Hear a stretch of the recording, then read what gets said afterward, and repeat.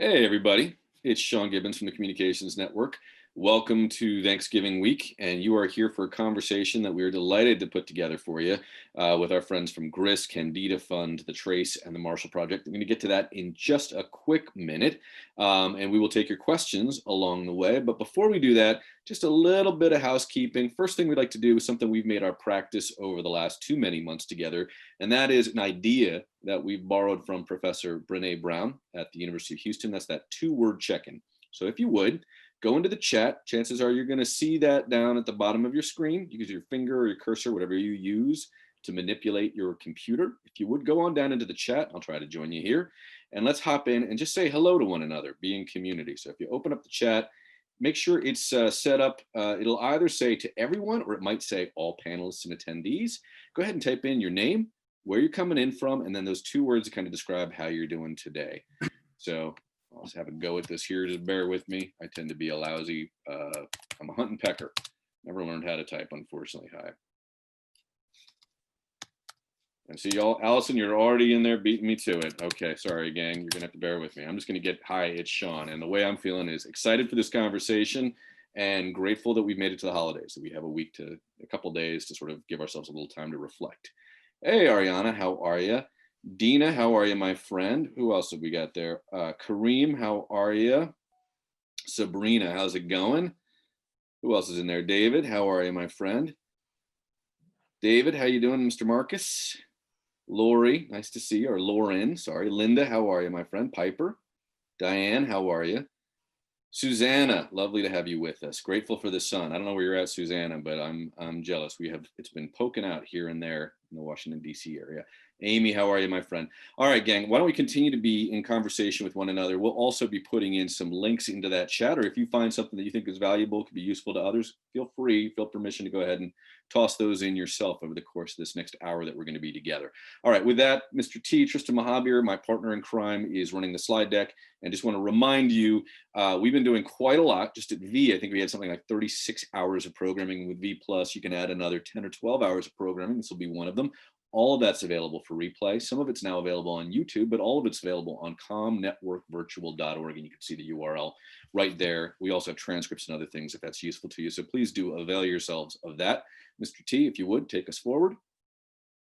Coming up in just a little bit of time, early first week of December there, we're gonna have a conversation about something that's relevant to a lot of you. A lot of you are either funding research or you are doing research.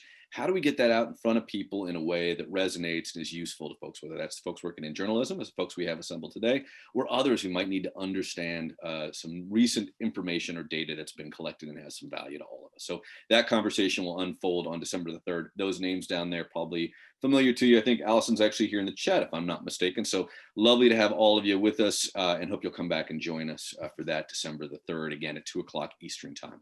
Mr. T, if you would, take us forward.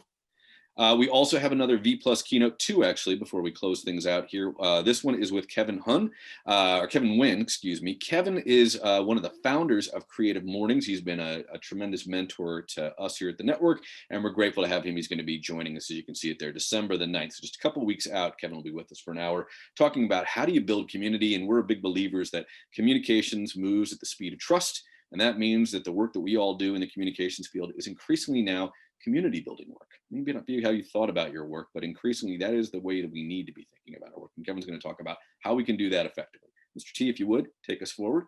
All right, the best part of this whole part for me anyway, which is where I get to shut up, sit back and listen. One last piece of housekeeping. You may notice up in your feed, our friend Kenya is with us. She is offering ASL services, or if you have need, Alan is providing closed captioning. Hopefully I didn't talk too fast for him here, but you can click open that closed captioning if you wish and get a transcript, a live transcript of the proceedings. So with that, you can see the lovely folks who are with us. I'm going to go ahead and get out of the way. James Burnett's going to take it from here. I'll see y'all on the other side. James, thanks again for being with us, and to everybody else, talk to you soon and look forward to seeing your questions in the Q&A box. I'll come back for that in a little while, but if you have questions, that's the place to put them, down there at the bottom of your screen. James, take it away. Thank you so much, Sean, and thank you all for making some time here on Thanksgiving Eve. For those of you making stuffing or dressing, there's a dividing line, I guess, in what we call that, depending on where we're from and family histories, or pies and things like me, you may be already sweating your cooking schedule. Anyway, that was what I was trying to share in 2 words in the chat, but couldn't figure out how to do it. So we have I think a really exciting conversation lined up today. We're just going to dive right in. Briefly, a little bit about my background. So I'm the founding editor and managing director of The Trace. We are a nonprofit news organization in this single subject model that you're going to learn more about. For us, that single subject is gun violence. And so we use journalism to help light the way towards safer and more just communities for all. We'll go around the horn here, and I'm going to ask our 3 panelists to introduce themselves, but also talk a little bit about their particular work in this space. So we'll start with Carol. Carol, you have been a reporter for-profit media, a foreign correspondent back in the glory days of Newsweek, and you've worked in the advocacy space at Human Rights Watch. Tell us a little bit about your role at the Marshall Project and how it fits in with all of that. Sure. Thanks for having me, James. And you look so intellectual with your book background. My wife's book. Yeah, like it's super impressive. Yeah, I'm in my aunt's house. She has a nice view of the woods. But so I have worked as both a journalist and in the advocacy space. I like to say, yeah, you called Newsweek the fort. We like to refer to ourselves at the Marshall Project as we're in the intentionally nonprofit media. Newsweek's had a hard row to hoe in recent years, as have virtually all commercial media. How do we make it work? How do we inform the American citizenry? How do you keep democracy afloat without media to shine a light on things that are going wrong, shine a light, as you put it, James, towards possible paths forward? I find that the intersection of advocacy and communications is where a lot of social change happens. It's a very interesting space. I've sort of danced on either side of the journalism advocacy divide my whole life. And I just think it's a really interesting place to be. So when I was at Human Rights Watch, I ran a kind of internal media organization. We were within Human Rights Watch, but I had a group of journalists. So we were taking the research of Human Rights Watch they were conducting in 100 countries around the world and turning it into kind of journalistic product. And I like to say that I was on the advocacy side of the river, but I was crawled out as far towards journalism as I could get. Now I work for the Marshall Project. We carefully respect the journalism advocacy divide. The criminal justice space, we cover exclusively criminal justice and immigration. It's crowded with advocates. We have to be clear that we are journalists and that's something different. But we do this in order to make change in the criminal justice system, to raise public awareness of the problems in the system. And again, hopefully, as you do, I think, James, to try to point the way towards a solution. So I always like to say I've been crawled out as close to the advocacy shore of the river as Bill Keller would let me go. Bill Keller was our founding editor-in-chief and the former editor-in-chief of the New York Times. And it was a joke that he and I had. But I think, honestly, understanding what divides journalism and advocacy is critical to our business. But understanding how information propels social change is also critical to our business. And we are in that business too. Thank you, Carol. And Carol's experience and talents as a writer were on display in a piece that she published last week on the evolution and the kind of history of the very pernicious term super predator. So if y'all didn't check that out, that is on, I think would still be there close to the top of the homepage there at the Marshall Project. An excellent and enlightening story. Next, we'll turn to you, David. You are a communication strategist, but also a grant maker in the media space. Talk a little bit about how the former informs the latter. And if you can also just bring us into how Candida has thought about its investments in nonprofit media versus what might be described broadly as more direct giving or direct grant making in social programs. Sure. Thanks, James, and welcome everybody. It's an honor to be here with three such respected publications. I'm I guess the guy wearing the funder hat in this group, but just huge fans of the work all three of you and your respective publications do. So, and thanks to the ComNet for putting this together. Yeah, you're right, James. I myself, going way back, am a former journalist, short-lived in that career, but had a few years in it to understand the waters that you guys are all wading a little bit. That was before the media industry as we know it imploded as it has, and new models have emerged and grown up like the three y'all run. But I wear a couple of hats with Candida. I run a program for them, as James referenced, the gun violence prevention work that the Candida Fund has been in for about 6 years now.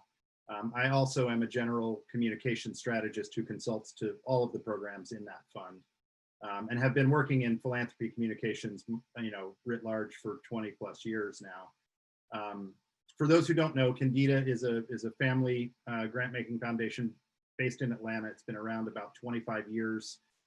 Though it was anonymous or largely quiet for its first 18 or 20 years, in the last 6 or so, it has kind of raised its own head and profile above the water. And throughout, even going back before its post-anonymous days, but certainly since, has invested fairly significantly for our size in a number of different media outlets, many of them single subject newsrooms like the three that are here today. Candida sees the changing face of news like everyone, but we also see it as a lever and a key strategy for advancing and elevating the issues that the fund is most interested in. Like every foundation, we have our programmatic focuses, and for us that includes the environment, it includes girls' rights, and it includes conservation in the Mountain West and the gun project, that program that I run. In all of those examples, we have found it very useful to identify journalists and newsrooms that care deeply about those issues as well. We don't invest in places like the Trace and Grist, which, full disclosure, we are funders of both, because we think we are going to have some influence over their editorial product, but because we recognize that they fill a lane that mainstream newsrooms have abandoned. Out of financial necessity, there aren't the number of environmental reporters in this world that there once were in daily newspapers. There aren't crime reporters covering guns, and crime exclusively. They are also the courtroom reporters and the city hall reporters and sometimes the sports reporters, and everyone is spread so thin that we just see value in lifting up voices and objective journalism that covers the spaces that we care about. And we recognize, like all good media funders should, there's an investment and an agreement at the front end, and then our job is to disappear and to stay out of the way of the folks doing the reporting. We might like what the Trace reports on any given day. We might disagree with a piece here and there, and that's the way it works. And I think some foundations that are new to the space might see it as something it shouldn't be, or frankly isn't, which is pay-per-play or an inducement to write stories that we want to see written. That's not the game. But we realize that without foundations lifting up nonprofit, single subject, and in some cases multi-subject newsrooms, the fourth estate is going to vanish. And we want to make sure that it is preserved, not just for media's sake, but for the issues we care about. And I think there's time and room and available space for all funders interested in this, and a recognition that a good investment is not just propping up a business that can't make it without foundation dollars, but recognizing that that these are going business concerns. Foundations are a piece of that puzzle, but we can talk a little bit later about how that funding formula mix is shifting for each of you, I think. So that's the Candida overview in a nutshell, and I'm happy to talk more later. Thank you, David. Nikhil, GRIST was founded in 1999, I think, if I have that right, which makes GRIST there is no such thing as a legacy organization in this single subject space, but certainly all have had some staying power and have been doing this work as our little field has evolved. Can you share a little bit, of course, about your work there at GRIST, but also about some of the changes you've seen in this single subject model? Sure. Yeah, so first off, thanks, James, for inviting me, and I'm happy to be talking with both David and Carol. Candida was a very early supporter of GRIST, and they continue to support us now, which we're very grateful for. My name is Nikhil Swaminathan, and I am the executive editor of GRIST, and I have been for about the last, I want to say, close to 3 years.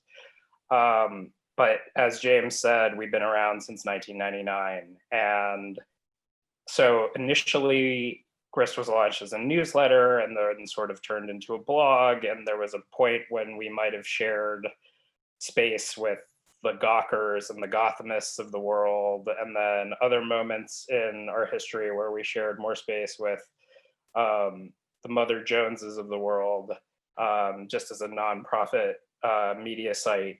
And sort of now we're a blog turning more into a digital magazine. And I think I can say personally that I've taken a lot of guidance by the work that the Trace and the Marshall Project have done in sort of setting a bar that GRIST wants to get to as we go through this process that I like to call the same but different. So it's sort of, we still have some blog tendency or some sort of approachability points and a little bit of humor that have always been a part of the GRIST recipe, but we're trying to take on more enterprise projects and investigations and partnerships, really because in the last 3 or 4 years, we've undertaken a big shift in our focus. For the first 15 or so years that GRIST was around, the job was just to say, hey, climate change is happening and humans are responsible for it. And I guess, you know, we Americans can pat ourselves on the back because we got over 50 or 60% in the last like 7 or 8 years of people responding to polls believing that. And so GRIST realized its mission needed to shift. And the shift was people were accepting the scientific reality of climate change and the culpability of humans in what was going on in warming and the extreme weather that we're seeing. But what came with that was, you know, a dark cloud and this sense that like we were screwed. And so now GRIST has pivoted more towards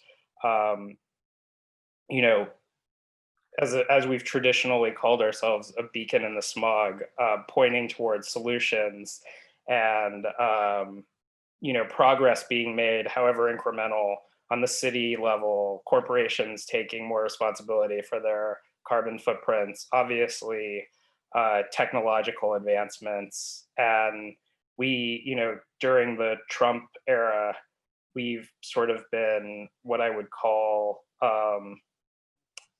maybe relatively happy warriors adjacent to the resistance, where we knew about the rollbacks, but and we were surfacing those for our audience, but we were also saying, hey, look over here where there is actually progress being made. And the other half to our recipe is really diving deep on environmental justice sorts of issues to ensure that as these solutions are implemented, they lift all boats and don't leave communities behind. So that's where GRIST is, as it, you know, straddles that same line, but stays on the journalism side that Carol was remarking about earlier.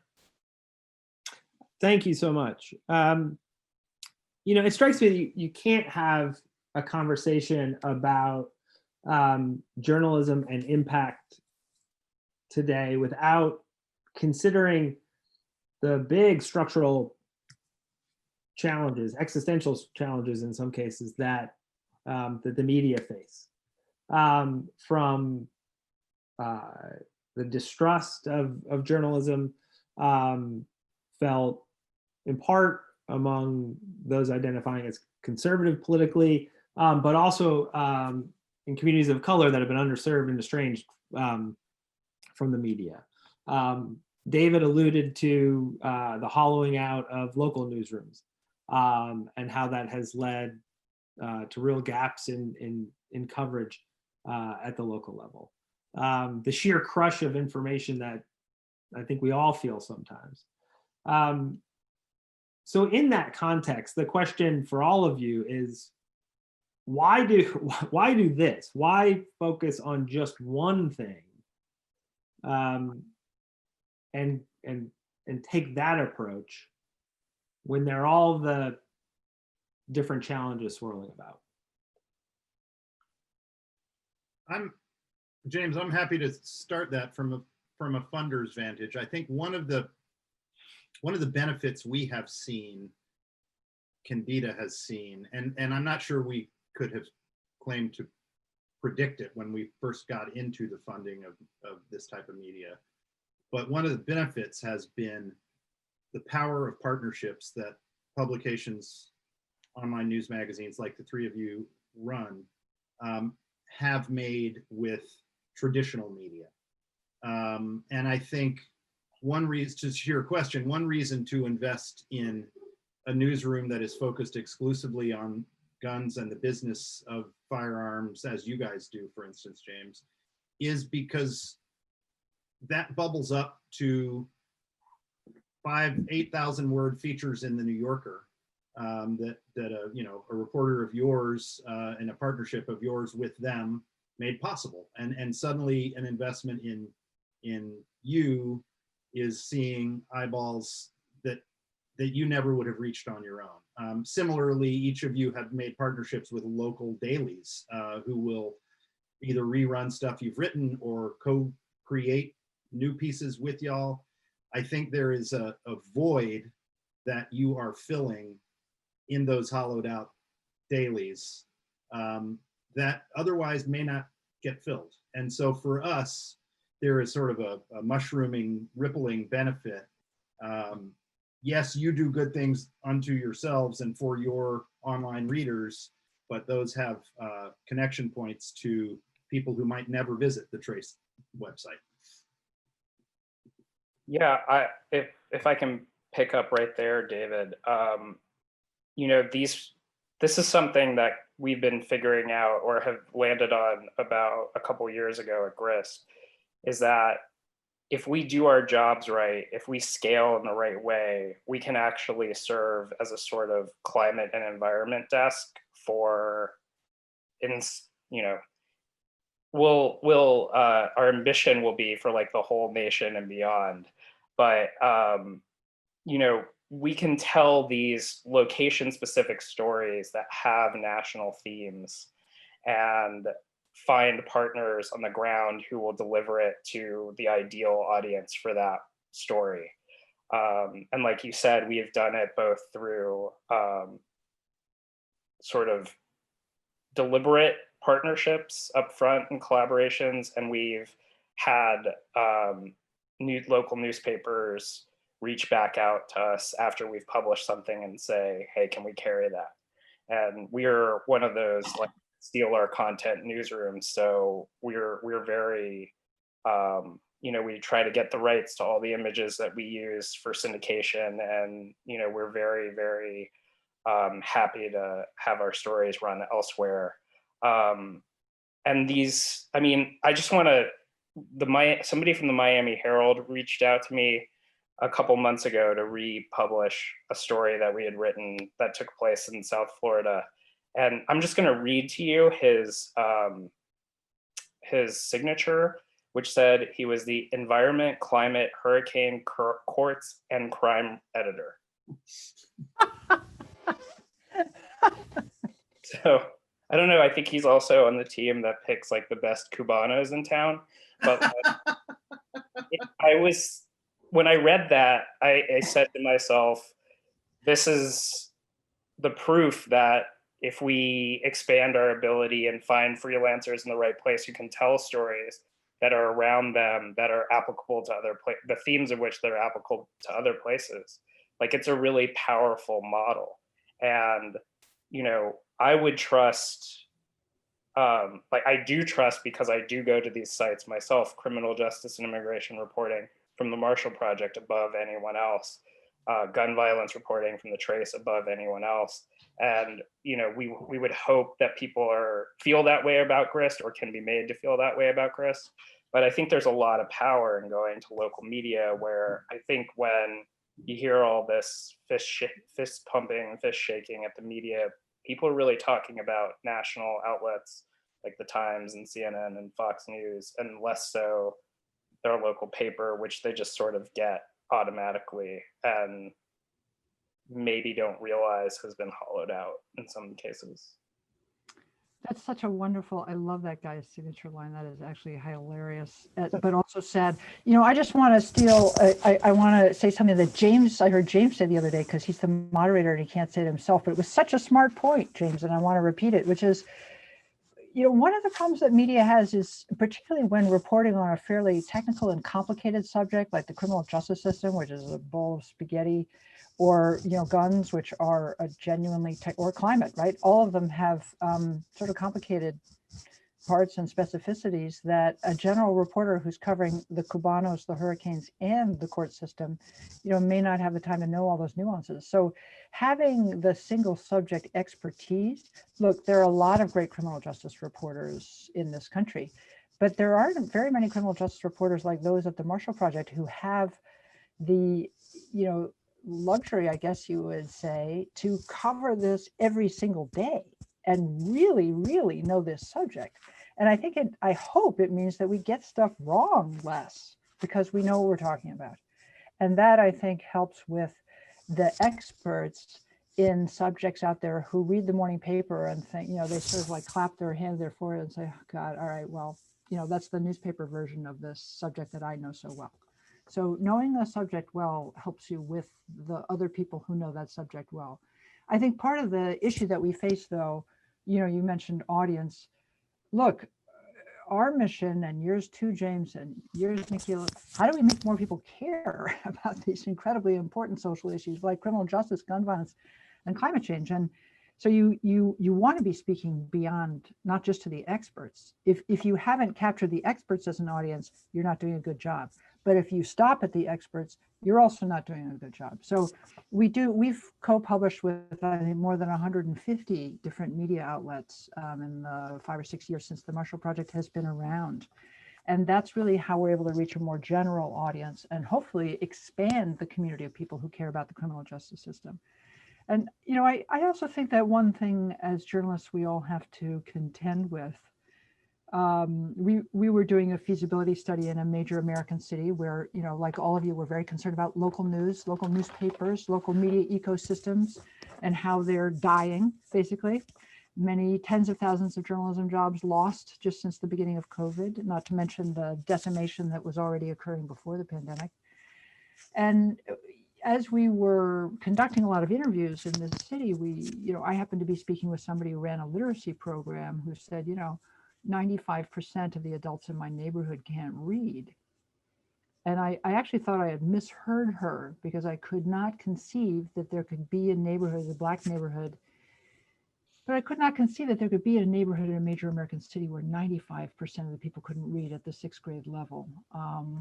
Anyway, I checked it and it was true. And it was, in fact, 2 out of 3 adults in that city cannot read at a 6th grade level. So what are we as journalists doing to contend with what years of beggaring the public education system and other forms of, you know, privilege, racism, and other social problems, what that has wrought among our quote unquote readership who maybe can't read? And what are we really doing to reach a more diverse audience. I think that we all want to reach policymakers too, right? We want to write that really smart story about gun violence that causes, you know, the city council in X city to say, oh my God, we need new regulation. You know, we want to change policy with our journalism, and we're aiming our journalism often at policymakers and the advocates who also help to move policy. But what about marginalized people? You know, we cover the criminal justice system. What about people who've been in the criminal justice system? How do we reach them? We have a new print publication that we created specifically because we wanted to reach people who are in prison right now. There are more than 2 million people in prison in America right now, in prisons and jails. So there's no internet there. They can't read a digital news organization like the Marshall Project. So that we're reaching now people in more than 500 prisons and jails across the country with a print edition. But I just think we talk a lot about diversity in the media world. We talk a lot about diversity in the philanthropic world. And we are all appropriately concerned about diversity of our staff, our board. I think we have to be concerned also about diversity of our audience. And I think that's an important conversation that a lot of newsrooms need to be having right now. The Life Inside newspaper that Carol's mentioning is just a real inspiration for a lot of us in this field, and thinking very deliberately and creatively about how to do just what she describes. Nikhil, can you talk a little bit about how Grist defines its audience or audiences, and how those decisions shape the types of stories you report and what you choose to pursue through your reporting? Sure. I mean, I think obviously our audience, the audience that comes to Grist is one that is really passionate about doing something about climate change. I think, you know, one of the ways that I think about these single subject sites is it's another part of sort of identity today, is, you know, people who care about a lot about climate and climate action, you know, they're going to know about Grist. In some respect, we have to have our act together, like Carol said, so that when we publish stories, they know that it's from an authoritative source. Then we have this sort of second concentric circle of audiences we're trying to reach, and that's what we do through partnerships, whether they be with local newspapers or whether they be with other nonprofits or, you know, for-profit media organizations, which is just to put ourselves in front of some other audiences. Oftentimes we're looking for more diverse audiences than you would see in the traditional sort of environmental movement and environmental space. It's one of the reasons why we've doubled down on doing more environmental justice work. And we are trying to report more about individual communities around the country and what they're facing, and what hopefully in each of those stories, what we're trying to show is a community that is trying to better its situation. And there are lessons to be wrung from that for communities all over the country. And so that's sort of more of an aspirational audience that we're trying to reach. I think one of the biggest things that that comes up with us, and I live just down the road from David in Atlanta, Georgia, and you know, one of the things that we think about is where we, especially coming out of an election, where we sit on the political spectrum with regard to our content. And there are ways that we can write stories that are only for, you know, young climate activists on the left who are, you know, itching for a Green New Deal, and you know, it's a Green New Deal or it's nothing else. But in order for climate action to be taken seriously, this has to be a, you know, majority concern. And so 50, 60, 70% of the country needs to be super worried about wildfires and hurricanes and extreme heat. And that means that we have to be careful with how we calibrate our language and how we tell stories, and from story selection to the words we use in the story to be a general interest publication that just happens to be about the climate. And so we spend a lot of time thinking about things like that, because I want people who live around my parents in the Atlanta suburbs to find something for them and to learn, to be edified by stuff on the Grist site, and not to just come there and say, this isn't for me. So that's a big thing that we spend a lot of time thinking about, and we're going through a rebrand now, and it's a big part of that too. This is just a real quick follow-up about audience work for Marshall Project and Grist. In terms of, you detailed the partnerships that y'all have done with other publications, but in terms of direct readership and traffic, to use that word, in terms of the community you're building up around your work, how much of that comes through social, how much through search, and how do you think about that piece of it as you're building the direct audience? Yeah, I think I don't want to speak for others, but for the Marshall Project, it's actually a huge, more than half of our traffic is coming from Google. People are searching, they don't understand something about the criminal justice system and they're looking for an answer, and they end up with us. And I think that does have implications for how you want to present your content, how you try to draw them into other areas of your work. So, to expand their knowledge and interest about the criminal justice system.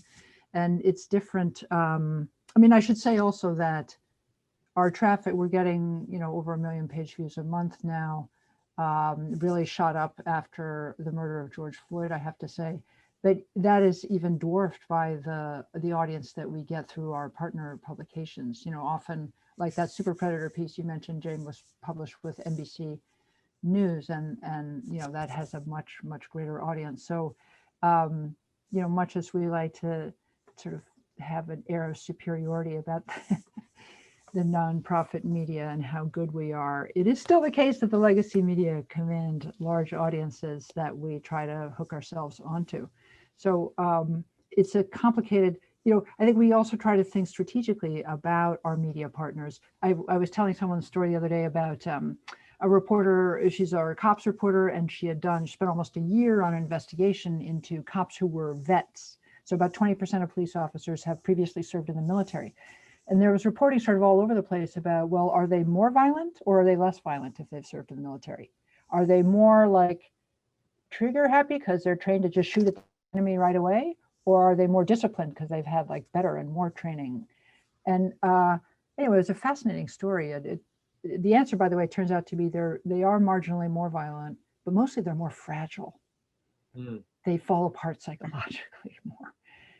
But anyway, we were talking about who should we partner this with, and somebody said, Mother Jones would love this story. That would be a great partnership, and we love working with Mother Jones. And the reporter, we do love Mother Jones. Let me get that straight. But the reporter was like, I don't want this at Mother Jones. We ought to reach cops. And that was actually the first story, I think, we partnered with USA Today, which of course is on every military base that I've ever been in anywhere in the world. And as we all know, on, in sort of low market hotels and on airplanes and all the rest of it, but has a very high readership in the military. And so we try to be strategic in choosing media partners to reach, the audience that we need to reach with a particular story. So I think all of us probably have really diverse audiences that are wandering in from search and kind of don't know anything. Audience who are intense criminal justice nerds who need that Marshall Project story so that they can go write a legal brief that will win the argument. And then audiences of people who've been incarcerated for 25 years and are just so glad to see that somebody actually cares about the system. It's sort of radically different people coming at us. And that means thinking about different products, different kinds of journalism, different subjects, different formats. Complicated. It's a small thing, but that split between social media readers who come in through social media, which because of the way that the platforms are approaching their their businesses, they're trying, they're basically, they don't want you to leave the platform. So there's been a change there, but we too at the Trace see more from search than from social. And the assumption that we think we can make about them is they, as you say, Carol, they're coming seeking answers and information.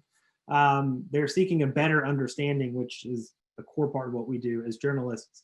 And so that is not to knock the social media reader, because we're also trying to increase awareness and the sense of concern around the issues that we cover. But we like that search reader because of the assumptions we can make about that we can make about them. Yeah, and I think you have to, like, when you're optimizing your site and thinking about site design, it really is for outlets like ours about search, because search is also big at Grist, and you realize that you're both a journalistic outlet and, in a weird way, a reference material. And how do you kind of be both and keep somebody who wanders in through Google on your platform to read a host of other articles, while the people that come in through social, you kind of want to feed them your 3 most interesting headlines of the last month versus, the ones versus the people coming in through search. It's like more of an edification process versus like a entertainment process in a weird way. But yeah, this is one of the few places I've worked where search has been this dominant.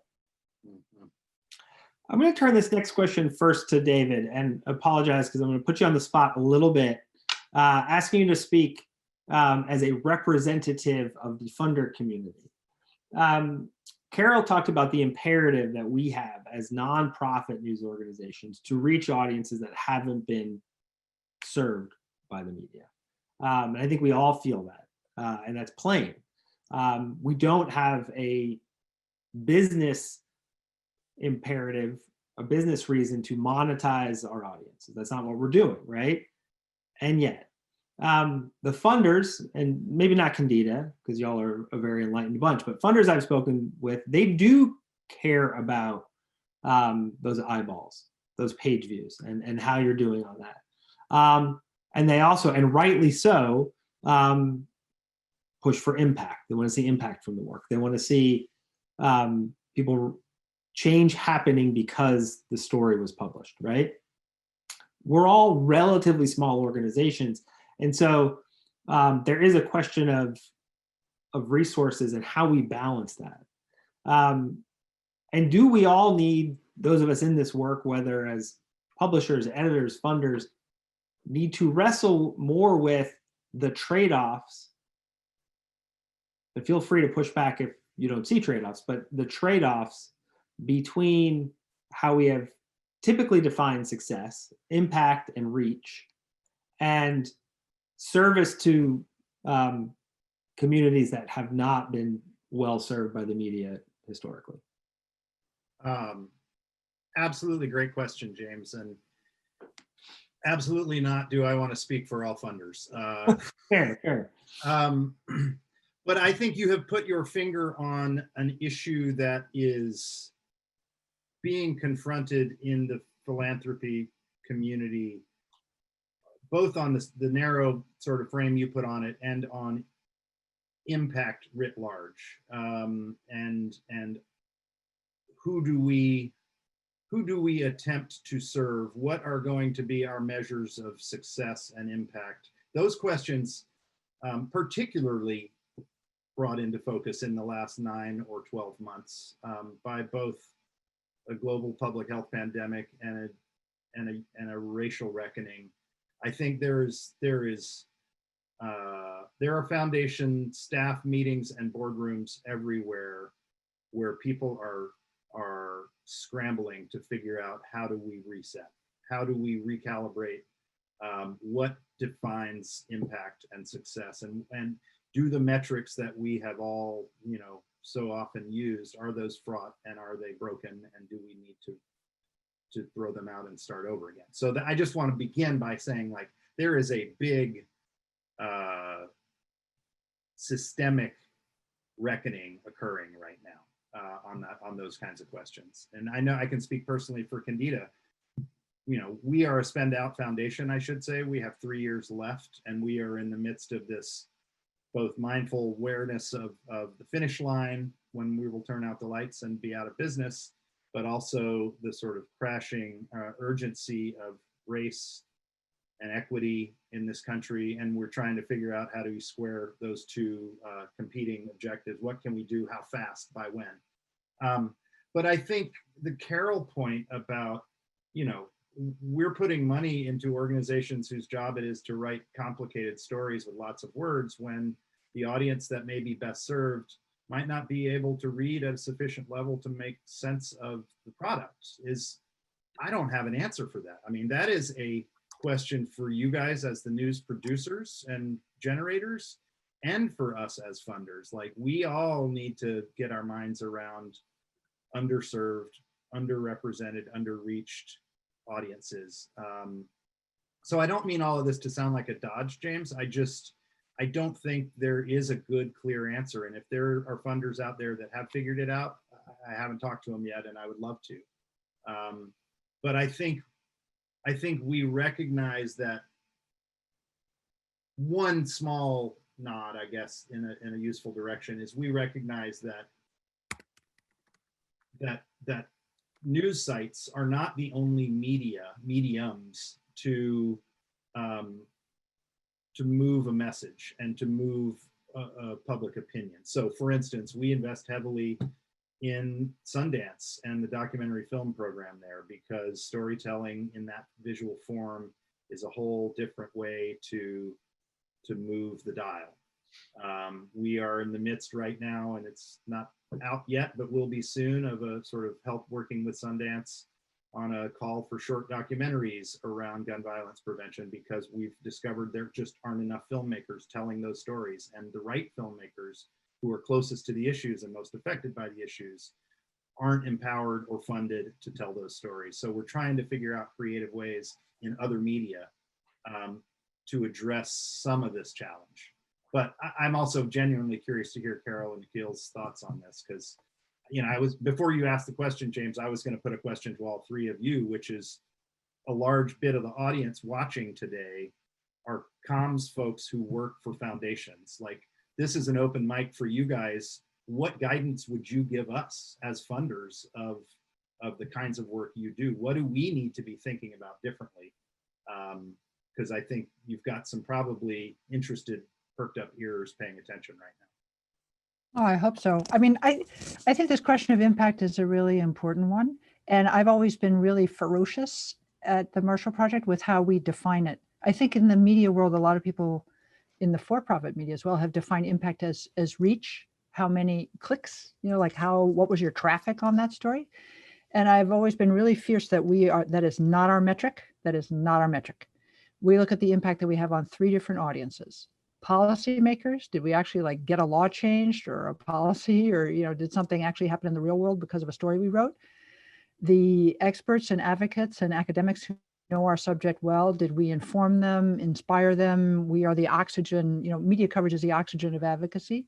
So were we used in ways that propelled the issue? And the third thing is, did we inspire other media to cover criminal justice better? Did we actually show a better path? We even do reporters' guides, like, here's how we reported this story. Here's how you can take this issue and report it in your town.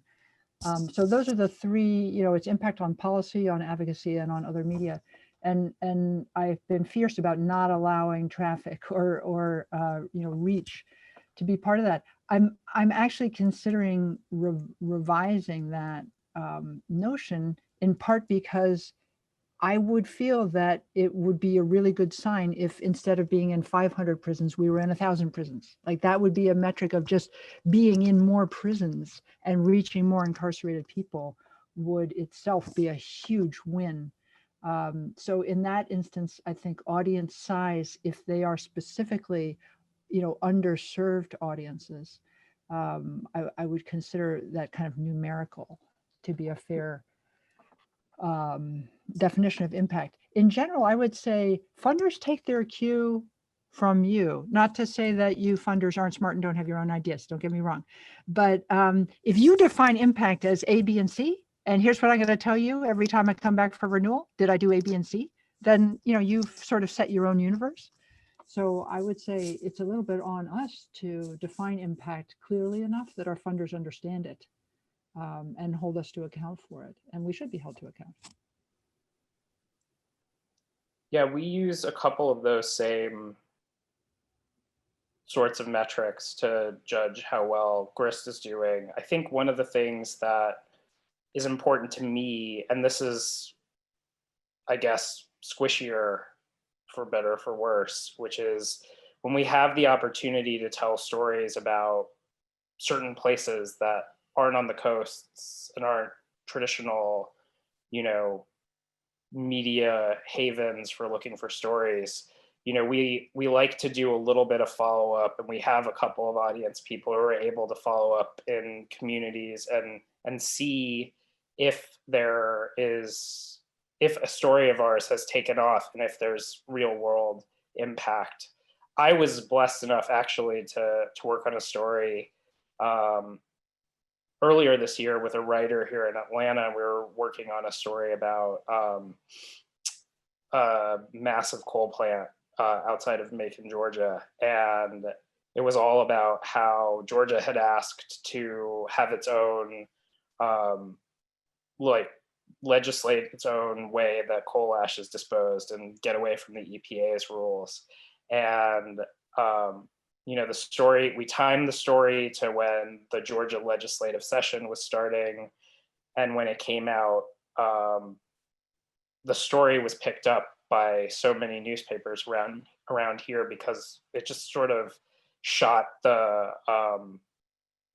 this coal ash disposal question to near the top of the legislative ledger. And that was really amazing to see.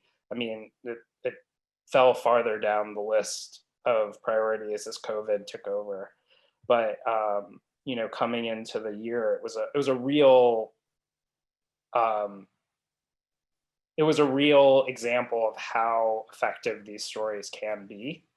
And we have to think about things like that. Like, I just happened to be working with a savvy enough writer who wanted it timed a certain way, and his arguments were really, really smart for it. And we need to be thinking that way to be able to make all of these stories kind of sing and have a second, third, and fourth life. But we also need to follow up on these pieces because, you know, traditionally any kind of media outlet would go into a community, like report a story, you know, it's on the website, it's in the paper, especially if they're national in scope, and then just sort of move on to the next one. But you kind of have to keep up with them and build a little bit of a beat around those communities. And we're trying to do more and more of that by finding the right freelancers or contract writers who are out in places where most of Grist's staff isn't. And our funding model allows that to happen. It allows us to cover environmental justice stories that can have a deep effect on a meaningful community of people, but are not likely to be big time traffic getters at any site. So ultimately, we are like, some of the work that I care most deeply about at Grist is fully enabled by our model. I want to be mindful. Thank you. I want to be mindful of time. I think we're about 5 minutes late, 5 minutes left. And I saw Sean pop in. We did have one question in the chat from Piper Hendricks, who asked, just for a sense of the world, the size of this space or sector, how many in the US, and is it a growing trend beyond the US? I will take a first feeble stab at this and see if any of the other three panelists can bail me out. The Institute for Nonprofit News is the trade group for nonprofit news organizations, including single subject news organizations, but also local and national investigative news organizations like ProPublica, down to 1 and 2 person, very small but mighty local nonprofits. The nonprofit space is growing. I think the single subject model certainly has traction and is growing. I'm at pains to put any hard numbers on that. it's not something that INN has tracked super closely. They've kind of lumped us into maybe a slightly broader category. But maybe Carol or David Nikhil, you have a better answer, sorry, than I did on that one. Oof, I'm on the advisory board for membership in the INN, so I should know off the top of my head how many members it has. I'm super embarrassed. It might be 200, but I might be off by like 50% there. But I don't, I think the question from Piper was also about worldwide. And if I could just address that, having worked at Human Rights Watch all those years, the nonprofit sector in most parts of the world lags behind that of the US, and in no less in nonprofit media. I wouldn't say that there are no nonprofit media. I know of some. I even know of one that focuses specifically on the criminal justice system. It's based in Johannesburg, South Africa. But I can't say that there are lots and lots of those. And it's partly because America is a very philanthropic society, and there's a lot of private philanthropy to support. We could also note that we need it because we don't have other forms of funding, would be the other way of putting that. Like, we don't have the BBC in this country. I mean, we have NPR, but it's also very dependent on private philanthropy, and we don't have state funding for non-commercial media, which is a conversation that I never thought we'd have in this country. And we're starting to, because I think the crisis in local journalism is so extreme that a lot of people have surfaced a conversation about whether or not the government should in some way subsidize our sector. You mentioned INN, James. One unrelated but interesting statistic I just saw a couple of days ago from the latest INN diversity and equity report they did is that nonprofit, and that includes single subject newsrooms, are slightly ahead of the curve of mainstream newsrooms in terms of diversity and equity and inclusion. It's an encouraging sign that perhaps you're pulling the pack instead of chasing it. And I just thought that worth mentioning. It is a whole different topic we should get into on a future Zoom call, but not now. Yeah, I mean, the news industry as a whole has done such a pathetic job of diversity, equity, and inclusion historically, that we are outpacing a pretty pitiful baseline. Yep. But because of the priority, the real imperative that I think all of us in the nonprofit news organization, INN members writ large, really prioritize diversity, equity, and inclusion. And so we've made strides. We have a long way to go, but we are ahead of the commercial sector, or the commercial side of it. Yeah. All right, gang, I'm going to jump in real quickly. There's only one question from our friend Diane. We kind of touched on this, but I want to make sure that maybe there's another place to go with it. Diane asks, I'm curious how your newsrooms, so Grist, The Trace, and Marshall Project, think about the audiences that they prioritize. Now, Carol, you really dug in on this, and maybe I could add sort of an addendum to that question. So how do you prioritize audiences? And then how do you think about your role? Are you advocates? Are you in the advocacy business, or is there something distinct and different about the work that you're doing and the role that you play? Whoever wants to take a swing at that. I think I don't think that we are advocates. Grist, we are journalists, and that's the distinction is important. And we talked about that long history of Grist, and there was a period of time where I think, especially those in the environmental movement, assumed that Grist was a part of that movement. And, it's a big, multifaceted, group of people who are all, they were happy to sort of have us in their number, I think. And in recent years, we have, stepped away from that role because we wanted to ensure that our number one goal was to inform the public. And that means speaking far beyond that group of people. And, you want to make sure that you're not peddling stuff that doesn't seem authentic to them. In some respects, they provide very helpful fact checking or but you're also, we don't want to be a mouthpiece for that movement, because especially, I think it's so clear in all 3 of our single subject areas, the dynamics on the ground are so complex, and the politics around it are so complex, and it's more our responsibility to chronicle what's happening and what's possible than it is to sort of back a particular horse and make that our mission.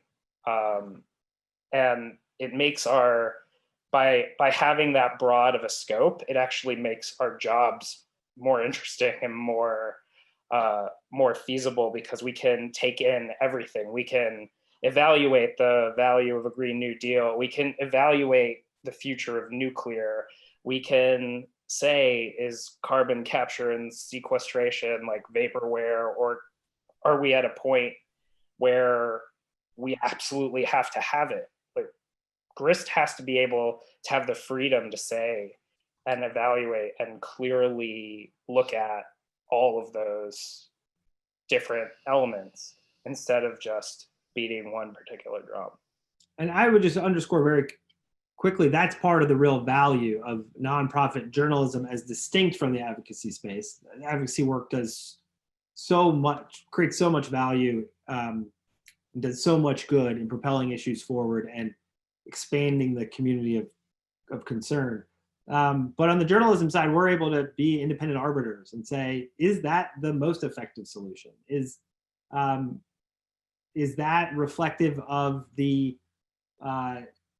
needs and preferences and perspectives of the most affected communities once implemented? And those are really key questions that we're able to bring to this bigger process. And one little other teeny thing that we bring, the beauty of our craft, our love of beautifully told narratives and our ability to do that. It's not nothing. And I also spent nearly 20 years in the advocacy space. I have huge admiration for that, but there's something, but they're not writing for beauty. They're writing for clarity. They're writing for persuasiveness and argumentation. They're writing for legal accuracy, but we also write for beauty, and we try to create something that you actually want to consume, and that there's so much, like, what do we need journalists for? And there's so much negativity around journalism, and why don't we just have Wikipedia where, you know, people out there can just like add to a big cesspool of information and the best ideas will rise to the top?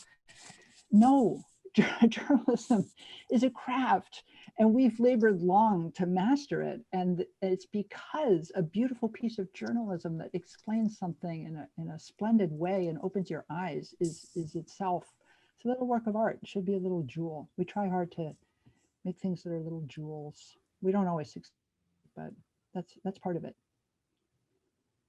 Well, I think we need to leave. Oh, I'm sorry, James, did I cut you short there? Oh, I was just co-signing and saying that was well said, and just a very important point to hit. Thank you, Carol. I think we've all, over the course of this year, gotten an opportunity to get a real sense of systems and how they affect our lives. And obviously the work you do is identifying systems and then telling the stories about how these things come together. And ultimately systems are things that people built. We know that. And it's a big challenge to think about these things as sort of amorphous, you know, impersonal creatures or automatons that function around us without any agency on all of our parts. The fact that you're telling these stories, the fact that there's oxygen, to your point, Carol, that animates these spaces, and we actually can understand them a little bit better and see the humanity within them, I think is incredibly valuable. So I'm grateful to each and every one of you and wish you all a happy Thanksgiving, and especially thanks to Kenya and Alan for making this an accessible session. But David and James, Carol and Nikhil, happy Thanksgiving. Thank you all very much to everybody who joined us. Happy Thanksgiving to you all as well. And we'll see you again in just about 10 days time, if I've got my math right. So with that, I'll let you all go and be safe and well. Wash your hands. Talk to you soon. Cheers. Thank you, Kenya. Thank you, Kenya. Appreciate your work. Yeah. Bye, everybody.